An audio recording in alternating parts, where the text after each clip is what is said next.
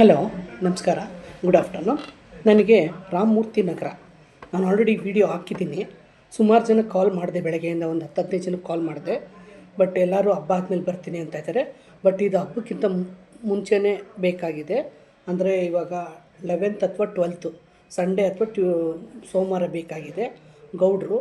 So ಅಡುಗೆ ಎಲ್ಲ ಯಾರಿಗೆ ಚೆನ್ನಾಗಿ ಬರುತ್ತೆ, ಚಪಾತಿ, ರೊಟ್ಟೀಸು, ಮುದ್ದೆ, ವೆಜ್ ಅಡುಗೆ, ನಾನ್ ವೆಜ್ ಅಡುಗೆ, ಚಿಕನ್ನು, ಮಟನ್ನು, ಫಿಶ್ಶು, ಇದೆಲ್ಲ ಚೆನ್ನಾಗಿ ಯಾರು ಕುಕ್ಕಿಂಗ್ ಬರುತ್ತೋ ಅಂಥವ್ರು ಮಾತ್ರ ಕಾಲ್ ಮಾಡಿ.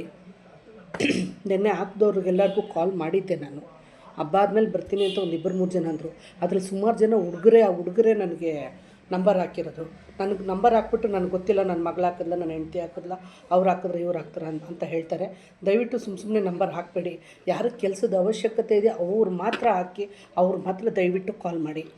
ಇದು ನನಗೆ ಗೌಡ್ರ ಮನೆಗೆ ಗಂಡ, ಹೆಂಡತಿ, ಅತ್ತೆ, ಮಾವ, ಒಂದು ಮಗು ಇದೆ, 5 ಜನ. ಸೊ ಒಬ್ರು ಕೆಲಸದವ್ರು ಇದ್ದಾರೆ, ಅಲ್ಲೇ ಉಳ್ಕೊಂಡಿದ್ದಾರೆ. ಸೊ ಒಂದು 5-6 ಜನಕ್ಕೆ ಅಡುಗೆ ಮಾಡಬೇಕು.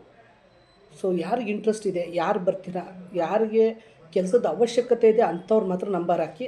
ನಾನು ಕಾಲ್ ಮಾಡ್ತೀನಿ, ಒಂದು ವಿಡಿಯೋ ಕಾಲ್ ಮಾಡ್ತೀನಿ, ನಿಮ್ಮ ಹತ್ರ ಮಾತಾಡ್ತೀನಿ. ಯಾರು ಬರ್ತೀರಾ, ನನಗೆ ಭಾನುವಾರ ತಪ್ಪಿದ್ರೆ ಸೋಮವಾರ ಬೇಕಾಗಿದೆ, ಅರ್ಜೆಂಟ್ ಇದೆ ಇದು.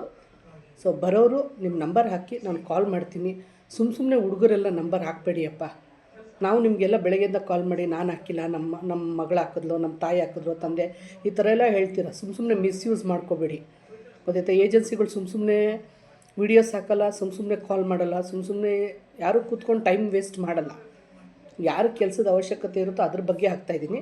ಸೊ ತಿಂಗಳಿಗೆ 2 ರಜಾ ಇದೆ, 15,000 ಸ್ಯಾಲ್ರಿ ಇದೆ.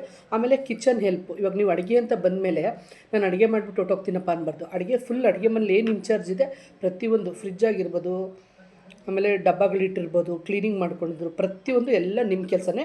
ವೆಸಲ್ ಕೂಡ ನೀವೇ ಕ್ಲೀನ್ ಮಾಡ್ಕೋಬೇಕು.